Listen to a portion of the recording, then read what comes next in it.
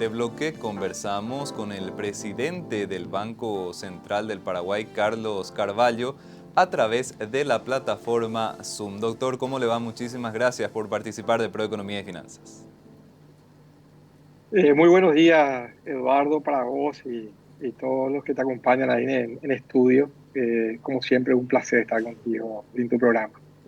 Doctor, queríamos consultarle un poquitito la visión del Banco Central del Paraguay con relación a la política monetaria. En la última reunión del Comité de Política Monetaria se decidió mantener la tasa de referencia y esto responde principalmente a la incertidumbre internacional. ¿Qué es lo que están viendo desde el Banco Central del Paraguay, doctor, y cómo surge justamente esta última decisión del Comité de Política Monetaria?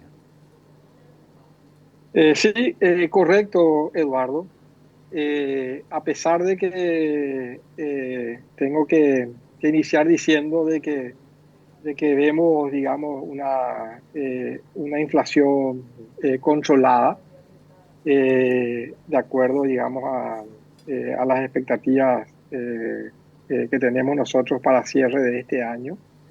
Hay que recordar, digamos, que todas las medidas de inflación que hay que mirar, digamos, para evaluar la efectividad de la política monetaria están muy bien comportadas, están por debajo de la meta del Banco Central, ¿verdad? Esto tiene que ver básicamente con las medidas subyacentes de inflación que están entre 2,9 y 3,4, casi todas las medidas relevantes, digamos, para tomar decisiones de política monetaria. También tenemos expectativas ancladas, digamos, en todos los plazos, digamos, en el corto, mediano y el horizonte de política monetaria. Y por último tenemos el índice de difusión de la inflación, que mide básicamente cuál es la proporción de bienes dentro de la canasta del IPC, que tiene un comportamiento positivo, está, digamos, dentro, digamos, del comportamiento histórico, del promedio histórico. O sea, todas las señales que tenemos es de una inflación que está dentro de las expectativas, a pesar, digamos, de alguna volatilidad que estamos viendo en los últimos 2 meses, muy focalizada en muy pocos productos que seguramente después más adelante podemos conversar. Entonces, y como bien tú lo dijiste, digamos, eh, la mayor parte de o toda la fundamentación, digamos, para la última decisión del Comité de Política Monetaria tiene que ver, digamos, con lo que estamos observando fuera de Paraguay, en los mercados internacionales. Hay que recordar que en Estados Unidos tuvimos, digamos, sorpresas de diferentes signos, digamos, ¿verdad? O sea, por un lado, tuvimos información sobre el comportamiento de la economía en el corto plazo, por lo menos de un dinamismo superior al que estaba, digamos, esperado por el mercado. Tuvimos también niveles de empleo que están de alguna manera en niveles altos en términos históricos y también por encima de las expectativas de mercado. Y por otro lado tuvimos, digamos, aunque en el margen, pero alguna sorpresa, digamos, respecto a lo que el mercado esperaba, respecto a la inflación, un poquito más alta, digamos, que las expectativas. Y eso ha llevado, digamos, a que la probabilidad que le asigna al mercado a una baja de tasa en el primer semestre haya bajado abruptamente.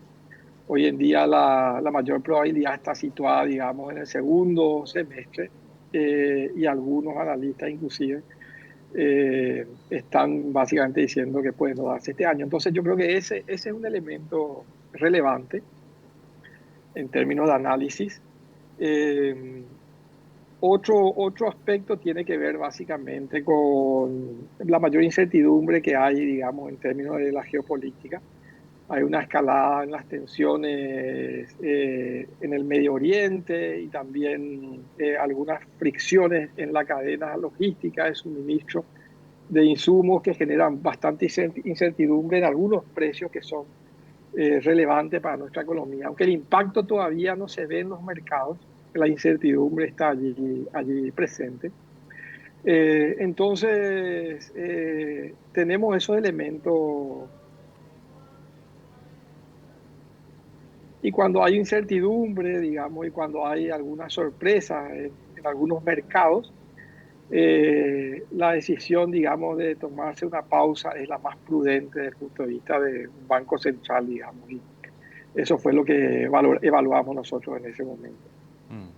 Doctor, y el tema de los precios internacionales, lo que podría ocurrir también con el petróleo, el tema del conflicto en el Medio Oriente, son cuestiones que en cierto modo también generan incertidumbre, ¿verdad? Entiendo que sobre todo el tema de Estados Unidos es lo que ustedes están más observando y sopesando dentro de la última decisión, pero todavía hay riesgos que hay que ver cómo van evolucionando con el correr de los meses también.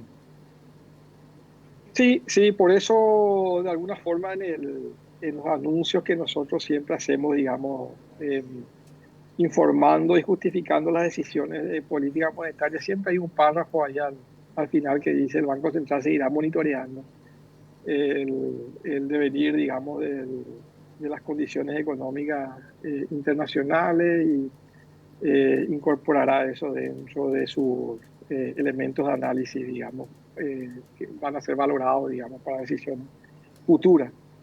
Sin duda, pues nosotros somos una economía pequeña y abierta al mundo, integrada a los mercados internacionales y por lo tanto no podemos ser ajenos, digamos, a los movimientos que se dan en esos mercados, tenemos que evaluar.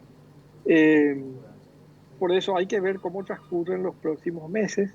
Eh, yo creo que hay algunas consideraciones que son más de corto plazo y otras consideraciones que son más de mediano o largo plazo.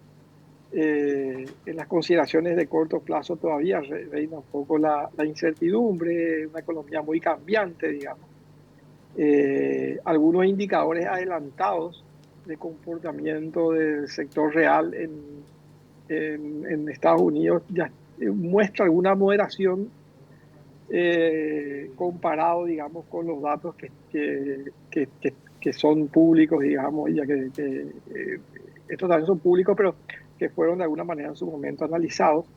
Entonces hay que ver, las condiciones pueden cambiar rápidamente. Sin duda las tensiones geopolíticas que impactan precios internacionales son relevantes para nuestro país porque de alguna manera impactan los términos de intercambio y eso tiene su relevancia tanto para el sector, sobre todo para el sector real de la economía, digamos. Entonces hay que analizar, digamos, con mucho cuidado y hay que seguir observando qué está pasando ahí.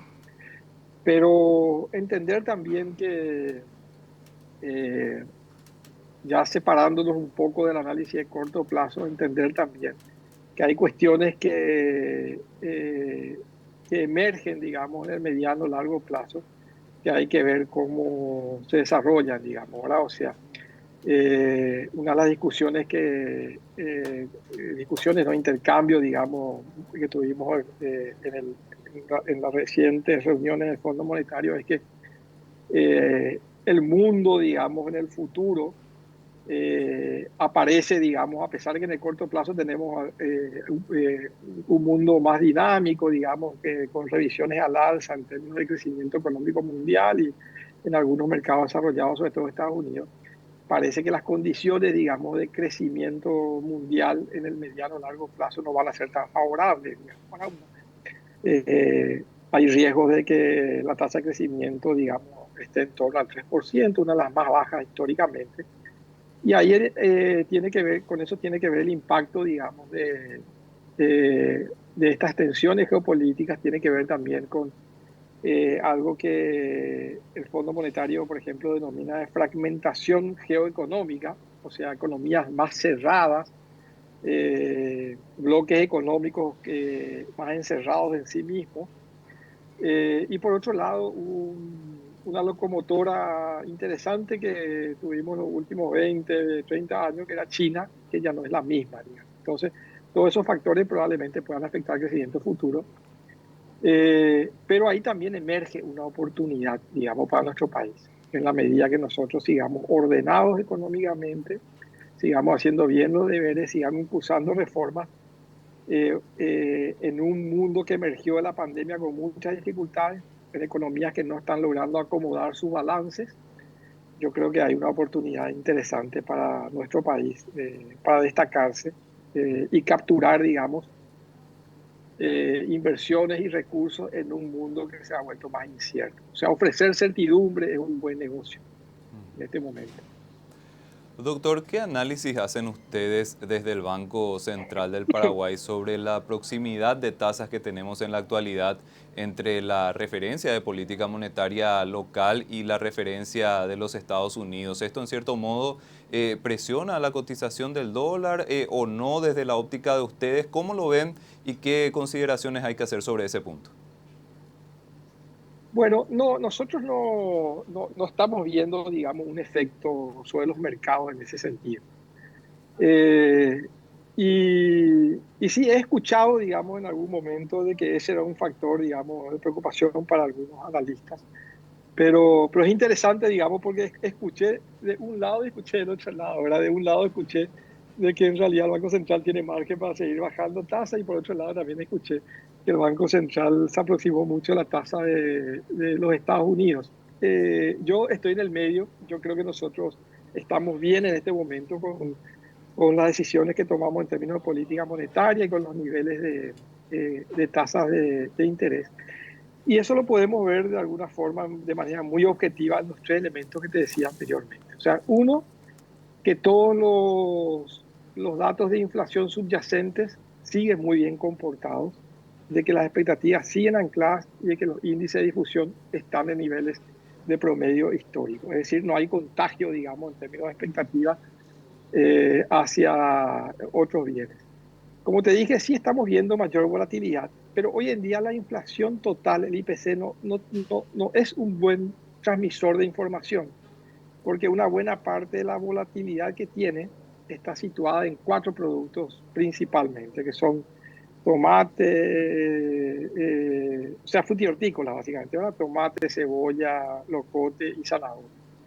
Si nosotros sacamos el 0,8% de inflación que tuvimos en el último mes, si nosotros sacamos esos bienes, que son cuatro, digamos, tuvimos la inflación iba a ser de 0,2% y la inflación se iba a situar en 3,3%. Digamos. Entonces, hay que recordar que la inflación núcleo está en 3,2%. Entonces, yo creo que las decisiones de política monetaria fueron consistentes.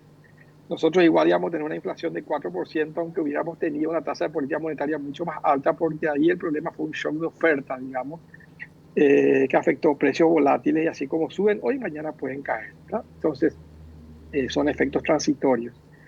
Respecto a la proximidad, esa era otra discusión que también se tuvo allá en el fondo, si es que la proximidad de tasas iba a afectar o no los mercados cambiarios, y no hay una respuesta única.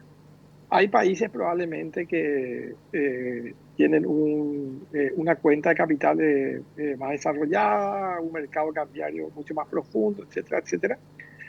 Tienen un rol, digamos, de no residentes muy importante, con activos denominados, digamos, o con activos locales, etcétera. Bueno, en ese caso probablemente el efecto pueda ser un poco más importante. En nuestro caso, nosotros no estamos viendo ningún efecto, digamos, eh, de ese aspecto en el mercado cambiario.